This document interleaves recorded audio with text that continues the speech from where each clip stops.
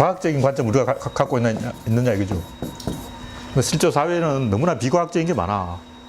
특히 이제 정치적인 발언이 들어가면 그것이 틀렸다는 사실을 알지만 또 침묵해줘야 할 때도 있고, 일단 밀양 송전탑이 진짜 그것이 해로운가, 일본 방사능이 진짜 해로운가, 이건 상당히 알 수 없는 거라고요. 예를 들면 지금 일본 방사능이 문제가 아니고 그 때문에 타격받은 우리나라 횟집들 어민들이 더 문제라고. 일본을 정화하는데 팔려가지고 우리 어민들이 지금 죽어가고 있다는 걸 모르는 것 같아요. 그래서 굉장히 신중하게 다뤄야 되는 거예요. 그래서 과학이라는 관점에서 우리가 접근하고 있는가, 이 부분에 주목을 해야 되는 거고. 그래서 결론, 힉스 입자가 발견돼서 표준 모형이 완성됐으니까 과학은 이런 식으로 하는 것이다라는 그림이 나왔다는 거죠. 지금까지는 그냥 뭐 UFO라든가 귀신이라든가 그냥 어떤 것이 있다 그러면 그것이 있대. 1대1인 거예요. 귀신이든 UFO든, 일단 컵이 있다면 컵이 있대. 아, 있구나. 뭐 이런 식인 거예요. 그렇게 이야기하면 안 되죠. 그건 이야기하는 방법이 아니야. 컵이 있다 그러지 말고 컵을 누가 만들었는지, 어떤 과정을 거쳐서 만들었는지 그 컵을 생산 과정을 이야기해야 되는 거죠. 그냥 귀신이 있다 이렇게 하면 되고, 귀신을 어떻게 만들었는지 그 과정을 이야기해야 된다. 힉스 입자의 발견이 중요한 것은 과정이 공개됐다는 거죠. 그러니까 물질이 만들어지는 과정을 공개했고, 이것은 중요한 절차다.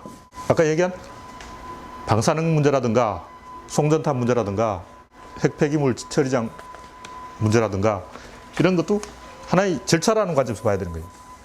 이런 과정을 통해서 그 어떤 결론이 나온다는 거죠. 그러니까 우리는 광우병 쇠고기, 쇠고기가 해롭냐 해롭지 않냐 여기에만 너무 주목되어 있고, 광우병 쇠고기에 광우병이 없던데 하고 이제 떠드는 게 이명박이고, 있던데 하는 게 우리 편인데, 여기에 과연 광우병이 원인균이 있느냐 없느냐 여기에만 이걸 가지고 이기려고 그래. 우리가 이기는 방법 간단해. 그냥 몰래 어디서 광우병 구해와서 쇠고기에 섞거나 그럼 이기잖아. 간단히 이기면 이명박 단순히 제압해버린 거 아니야. 광우병이 실제로 있느냐 없느냐, 해로우냐 안 해로우냐 이게 중요한 게 아니고, 전 국민이 이 사실을 알고 스트레스를 받고 의사결정을 하고 넘어가야 된다는, 짚고 넘어가야 된다는 얘기죠. 절차가 중요하다. 과학은 절차다. 그래서 하나님 물질을 만들 때도 절차를 통해서 만들었다. 그냥 빛이 있으라 해서 뭐 이렇게 해서 만든 게 아니고, 지구 짠 해서 만든 게 아니고 절차를 거쳐서 존나 막 물레 밟아서 만든 거야. 하나님이 지구 만들 때 얼마나 고생했는데. 그런 관점을 우리가 얻어야 된다. 과학적인 관점을 얻어야 된다.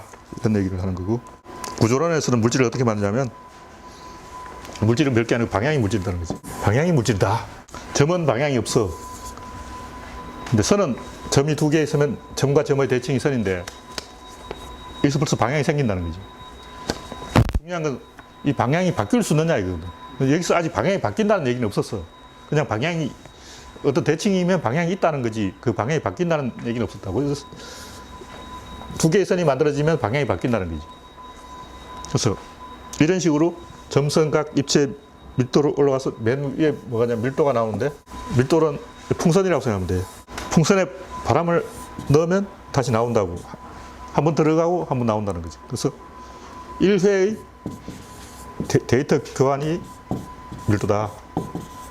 여기서 이 풍선 안에 들어간 바람들은 균일한 대칭을 이루고 있다. 여기서 중요한 것은 바람이 외부에서 들어온다고.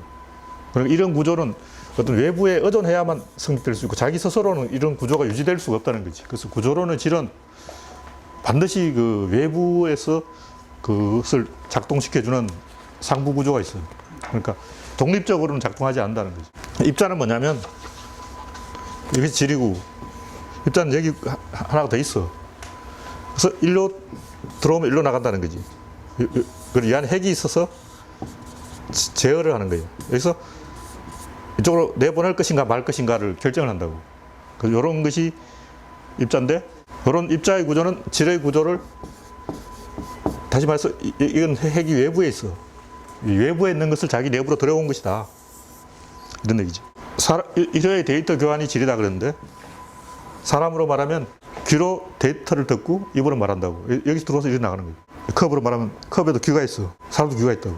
귀로 들어와서 이리로 나가는 거예요. 다시 말해서 에너지가 어디서 어디로 움직이느냐 하면, 이 컵을 움직이는 에너지는 사람 손에서 컵으로 들어갔다가 다시 컵에서 이렇게 나간다고. 귀로 들어와서 입으로 나가는데, 컵이 이것을 제어한다는 거지. 그래서 만약 이 컵이 공기로 만들어져 있다. 그럼 제어가 안 되는 거야. 이 컵이 물로 만들어졌다. 역시 제어가 안 되지. 이 컵은 딱딱한 도자기나 유리나 돌이나 어떤 고체로 되어 있기 때문에 이 에너지를 제어할 수 있다. 강장동물이나 그 단세포 원시 동물들은 입으로 들어와서 입으로 나간다고. 이 항문이 없어. 뱀도 항문이 없는데 먹은 걸 토해낸다고. 여기서 들어와서 이렇게 나간다는 건 뭐냐면 시간이 걸린다는 거지. 그 어떤 것이 존재하는데 그 존재가 자기 자신의 존재를 성립시키려면 시간이 걸려야 된다. 근데 우리가 보통 그 입자가 있다는 것은 시간하고 관계없이 그냥 있는 거라고. 그냥 있다는 건 뭐냐면 입력과 출력을 다 내부에서 담당한다는 거지. 그런 이런 아까 풍선과 같은 구조는 반드시 외부의 그 요인이 있어야 되기 때문에 자기 내부에서 의사결정을 못 한다고. 그래서 우리나라 같은 경우도 보면 거의 외부, 북한, 중국, 미국 외부에서 결정하는 거예요. 그 외부에서 결정하면 구한말처럼 이제 지뢰의 상태. 그런데 이제 일본은 자체적으로 총을 구입해서 독구가 막구가 천황이라는 걸 만들었어. 입자를 만들었다는 거지. 대한민국은 천황이 누구냐고. 메가드야. 메가드 형님이 왕이라니까. 인천에 동상도 세워놨대. 메가드 아저씨가 성만이 이리 와, 너 이거 해. 그러면 성만이 알았습니다. 내가 김일성 죽여올게. 뭐 이런 식이야. 우리나라는 천황이 메가드 아저씨인 거야. 지금은 부시인가 클린턴인가 오바마가 모르겠는데 항상 우리나라는 중국 황제가 왕이었다고. 그러니까 외부에서 결정하는 게 질이라는 거지. 근데 아직 덜 만들어진 거야. 구조가 덜 만들어졌다는 거지. 자기 내부에 의사결정을 할 수 있는 구조가 있어야 되는 거지. 근데 아기들은 아는 게 없으니까 엄마가 결정한다고. 아기들은 자기 스스로 결정할 수 있는 게 없어. 어른이 돼야 자기 스스로 뭔가를 결정할 수 있다. 자기 내부에서 의사결정할 수 있는 메커니즘이 있어야 된다. 근데 중요한 것은 이 인간들이 결정하는 것이 자기도 모르게 사실은 그 공동체의 의지를 실현한다고. 우리는 나는 뭐 별이 좋아. 근데 사실은 다른 사람의 희망이 반영된 거예요, 그게. 나는 달이 좋아. 이거는 난 태양이 좋아. 이건 자기 개성이 아니고 그 사회의 의지를 읽어서 자기가 그렇게 사회의 욕망을 자기라는 거울에 비친 거라고. 순수한 자기 의지가 아니라 질의 상태는 아직 내부에 의사결정할 수 있는 구조가 없다. 근데 이 생명을 보면 실제로는 거의 대부분 내부에 의사결정할 수 있는 구조가 없어. 일단 식물이 자라려면 물과 태양 에너지가 있어야 되는데 외부에 의존해 있다고. 식물은 지구 중력에 의존해 있는데 이 나무 속은 죽어 있어. 이 표면만 식물인 거예요. 이 나무 속은 살아있는 게 아니기 때문에 지구의 일부분이고 자기가 아니야. 나무가 아니라고. 이런 식으로 계속 의존해 있어. 완전히 독립적으로 딱 그 의사결정할 수 있는 것은 없다는 거지. 식물은 그렇고 동물도 외부에 의존하지 않고 순수하게 100% 자기 자신이 결정할 수 있는 부분은 거의 없어. 그냥 밥을 먹어야 되고 결국 외부의 에너지에 의존하고 있다. 그러나 일부분 이 자기 몸뚱이 정도는 내 마음대로 할 수 있다. 화장실 정도는 자기 스스로 갈 수 있다. 인문학적으로는 의사결정의 단위가 존재다. 물리학적으로는 좀 방향 결정의 단위가 존재다. 아까 얘기했듯이 풍선, 그건 방향이 없어. 그지만 사실은 방향이 있다고. 풍선에 바람이 들어가면 커진다고. 바람이 빠지면 쪼그라들지. 여기는 수렴과 확산이라는 방향이 있다. 방향이 있는 거지. 아무 방향이 없는 것처럼 보이지만 방향이 있다는 거지. 우리가 보통 방향은 동서남북, 상하 이 6개 방향이 있는데 이 6개가 대칭을 이루기 때문에 방향이 4개밖에 없어. 일단 점은 방향이 없고 선은 동서고 구조로는 각인데 각은 동서남북이라고. 여기 상하를 더해버리면 입체가 되는데 여기다가 수렴과 확산을 더하면 밀도가 된다고. 최종적으로 방향은 5개가 있다는 거지. 이거는 방향이 없는 방향. 이거는 선의 대칭 방향. 이 각은 방향의 꺾임. 밀도에서 내부에 그 방향을 결정하는 축을 데려오는 과정이다. 이렇게 해서 여기서 이제 우리가 중요하게 알아야 될 것은 지금까지 과학의 거의 대부분이 이 귀납적인 지식으로 되어 있는데 이 힉스 입자의 발견과는 상당히 연역적으로 되어 있어요. 질은 규명이 안 됐어. 질은 힉스 장에 해당할 건데 힉스 장하고 시간과 공간이 왜 있는지는 아직까지 이야기를 안 해놨더라고. 아무리 읽어봐도 없어. 힉스 입자부터 이야기가 시작되는 거지. 구조론과 차이는 구조론은 그 장이 만들어지는 절차까지 이야기하고 있다. 그래서 구조론이 이제 그 표준 모형보다 조금 더 높은 단계 상부 구조를 이야기하고 있다. 질은 데이터의 일회 왕복이다. 입자는 아까 이 컵처럼, 컵도 사실은 이 의사결정은 사람이 하는 거지 컵 자신이 하는 게 아니라, 그러나 어쨌든 컵이 이 무게를 가지고 형태를 가지고 있기 때문에 어느 정도는 약간은 결정한다고. 그래서 여기에 담을 수 있는 것과 없는 것, 줄 수 있는 것과 줄 수 없는 것, 이것이 어느 정도로 결정이 되는 거예요. 나는 이걸 줄 수 있지만 고양이는 줄 수 없다고. 그러니까 이놈도 고양이는 쥐지 마. 코끼리도 못 줘. 멧돼지도 아저씨도 못 줘. 사람만 줄 수 있는 거라고. 그래서 컵도 어느 정도 의사결정을 하고 있다는 거죠. 약간의 데이터를 일회 왕복하는 것이 질이라면 그것을 자기 내부로 가져온 것이 입자다. 근데 내부로 가져왔다는 건 뭐냐면 그만큼 많은 걸 포기했다는 거지. 질에서 입자로 내려가면 그만큼 구체화되면서 동시에 많은 가능성을 잃어버린다고. 일단 여기는 손잡이가 있는데 여기 손잡이가 없다고. 이 전체가 손잡이라는 거지. 그래서 입자가 형태를 분명히 할수록 이 하는 일의 종류가 줄어드는 거죠. 굉장히 많은 것을 포기하고 한두 가지만 남긴다. 그래서 힘은 뭐냐면, 힘은 요 끝부분, 여기 곡선이 입하고 맞아야 되거든. 여기도 이 안쪽과 바깥쪽, 그리고 요걸 결정하는 부분, 여기 있어. 아까 얘기했듯이 이 입과 귀와 몸통을 요 말단부에도 한번 반복하고 있다. 볼펜 같은 경우도 볼펜 전체의 그 입력과 출력을 요 끝부분에도 입력과 출력이 있다는 거지. 근데 그만큼 더 작아져 있어. 다시 말해서 볼펜은 뭐 이렇게 돌릴 수도 있고, 끝에 있는 볼 베어링은 자기가 할 수 있는 건 선을 긋는 역할밖에 없기 때문에 그만큼 역할이 더 축소됐다는 거지. 그래서 질, 입자, 힘, 운동량으로 갈수록 점점 역할이 줄어드는 거예요. 그래서 이제 힘 다음에 운동은 뭐냐면 주로 이제 크기를 지정하는 거지. 모든 그 어떤 플러그라든가 USB라든가 어느 정도의 길이를 가져야 돼요. USB는 이만큼 튀어나왔고, 사람 성기는 이만큼 튀어나왔고, 개는 이만큼 하고, 말은 이만한데, 코끼리는 또 이만해. 이만큼의 어떤 길이를 가져야 된다는 거지. 반드시 길이를 가져야 되는데 그 길이는 시간을 반영하는 것이다. 주로 이제 힘은 어떻게 되냐면 대부분 이런 구조를 가지고 있어요. 이 부분과 이 부분이 대칭을 이루고 여기 축이 되는데, 운동은 거기서 다시 이걸 한쪽을 생략해버리고 이 한쪽만 가지고 이야기하는데 어떤 시간의 길이를 가지고 어떤 것을 왕복하게 돼 있어요. 그래서 운동은 시계추처럼 이 왕복을 통해서만 구조를 유지한다. 만약 이걸 움직이지 못하게 딱 스톱시켜보면 구조가 없어져 버리는 거지. 그리고 최종적으로 양은 그 구조가 침투되는 바깥에 있어. 나무에다가 못을 박아놨다면 여기서 축과 대칭의 구조가 이 못 자체는 없어. 이 둘을, 이 못이 축이 되고 이 나무가 두 날개가 돼야 된다는 거지. 자기 스스로는 구조를 못 만드는 게 양이다. 침투해서 이 다른 것에 의존해야만 구조를 만든다. 운동은 시간을 통해서만 구조를 만든다. 그 힘은 끝부분에 구조가 있다. 대충 이렇게 이야기할 수 있고, 결국 이런 것은 데이터를 처리하는데 어느 정도까지 능동적으로 처리할 수 있는가. 이런 질, 입자, 힘, 운동량으로 갈수록 자기가 데이터를 처리 못하고 미리 입력되어 있는 것만 할 수가 있다고.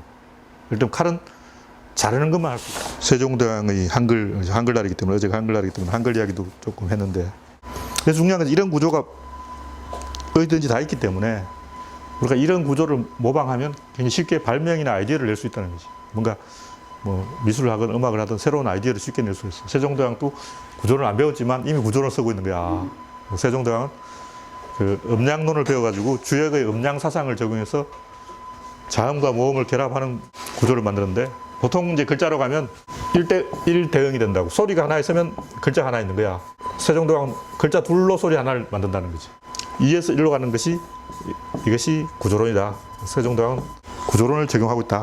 그래서 이 세상에 굉장히 많은 소리가 있는데, 알파벳은 26개지만 실제 소리의 종류는 수만 가지가 되기 때문에, 엄밀하게 말하면 그 영어 단어가 한 3만 개 되어도 이 세상의 모든 소리를 다 적을 수는 없다. 새소리, 뭐 화르륵 하는 이런 소리를 어떻게 알파벳으로 적냐고. 못 적어. 모르는 사람이 한글 24자로 모든 소리를 적을 수 있다는 건 물론 뻥이지. 24자로 택도 없어. 한 3만 글자 있어야 소리를 약간 적을 만하다고. 그래서 굉장히 많은 다양한 소리들이 있기 때문에 중요한 그런 가능성을 세종대왕이 보여줬다는 거지. 여기 이제 목구멍이 이렇게 있고, 여기 성대가 있고, 혀가 있는데, 기억은 이 혀 모양이고, 니어는 기억을 뒤집어 놓은 거고, 이것은 짝대기를 하나 더 끄은 거고 리얼로 계속 색을 추가한 것인데 이 목구멍이 질이다. 아까 그 풍선하고 비슷해. 아까 질, 입자, 힘, 운동량하고 지금 내가 하는 이 이야기가 굉장히 유사하다는데 방점을 찍어야 된다. 사람 몸 속에 이 허파가 있는데 이게 풍선이라는 거지. 발음을 하려면 바람이 들어가야 돼. 바람이 안 들어가면 말을 못해. 이 풍선이라는 데 기압이 있고 이것을 통해서 뭘 하냐, 모음을 낸다, 모음. 그래서 세종대왕은 위대한 모음의 발견자가 아닌가 이렇게 생각하는데, 왜 그러냐면 다른 나라는 모음이 제대로 없어. 모음이 제대로 있는 나라가 우리나라밖에 없어, 전 세계에서. 영어도 모음을 잘 이해를 못 해가지고 뭐 탐인지 톰인지 텀인지 안지 언지 오지 잘 구분 안 해. 스티브 잡스 영화 두 편에 워저니악을 부르는 이름이 틀린 거야. 내 귀엔 다르게 들렸어. 한 번은 와저 그라도 한 번은 워서 그라고 막 다르게 이야기하는 거야. 모음이 제대로 없다. 히버리에는 아예 모음이 없고 약간 있긴 있는데 제대로 된 모음이 아니다. 그리고 그 부시맨 말이라든가 상당히 이상하게 발음하는 사람들, 인디안처럼 뭐 이런 것도 있고 다양한 발성법들이 있는데, 이게 중요한 건 이제 혀가 입자라는 거지. 이 풍선은, 모음은 바람이 들어와야 나갈 수가 있는데 혀는 이쪽이 입력이고 이쪽이 출력이야. 그래서 자기가 원하는 소리를 혀는 다 낼 수가 있어. 그래서 구조로는 그 힉스 입자처럼 하나 입자라는 거지. 굉장히 재밌는 얘기. 그래서 혀로 내는 소리가 기역, 니은, 티거, 리얼 이런 거고, 미음, 비읍, 피읍은 또 재밌는 게 입술로 내는 건데 입술을 닫아야만 소리가 날 수 있다. 그러니까 방향 꺾어야 되는 거예요. 그 다음에 이제 이음, 피읍, 그리고 옛날에는 이런 피읍도 있었어. 이상한 소리가 있었어. 지금은 없어진 한글인데 뭐 이렇게 써는 이상한 한글이 있어. 이거는 이제 운동이고, 맨 마지막에 이 운동의 의미는 연속적으로 소리가 난다는 거지. 계속 나온다는 거지. 음이라는 모음만 그런데 사실 이음도 같은 거라고. 이 소리, 이빨로 내는 소리는 시읒, 지읒, 치읒. 난 이것을 양으로 보고, 이 모음이 제일 실제로는 숫자가 많아. 야, 여, 요, 유, 왜, 위, 왜 해가지고 다 모음을 우리말 다 30개 될 것 같아요. 세종대왕이 이제 간편하게 천지인으로 다 해결해 버려서 그렇지. 이걸로 다 해결해 버려서 그렇지. 실제로 모음은 엄청 많아. 그 다음에 자음이 많고, 기역, 니은, 디귿, 리을, 지읒, 키역 많잖아. 엄밀하게 말하면 뭐 상기역도 있고, 그 다음에 니은, 비읍, 피읍, 상기역도 있어. 이거를 갈수록 지금 입자 힘 운동 양으로 갈수록 줄어들어. 이 소리는 양을 조절하는 건데, 뭐 살살 해라 그러든지, 세게 해라 그러든지, 쌩 해라 그러든지, 해라 그러든지, 양을 조절하는 쌩! 양을 조절하는 거지. 여기서 제일 중요한 것은 질과 입자의 관계라는 거지. 질은 들어가야만 나올 수가 있는 거고, 입자는 들어가기도 하고 나오기도 하고, 그냥 혀는 자유로워. 혀는 막 해가지고 마음대로 입자이기 때문에 문질 수 있다. 이것이 세종대왕으로 말하면 음량의 원리인데, 왜 한글을 만들었냐면 사실 이두에서 나왔다고. 이두가 뭐냐면 한문을 써놓고 옆에다가 뭐 이렇게 점을 찍어가지고 오, 우, 아, 이런 걸 표시해 놓은 거예요. 그래서 약간 힌트를 준 거지. 이 글자가 대충 무슨 뜻일 거자고 대충 이 힌트를 준 게 이두인데, 약간의 힌트를 준 건데, 내 생각에는 세종대왕이 모음을 먼저 만들었어. 모음을 발명하니까 그 다음에 이제 일사천리로 풀리는 거예요.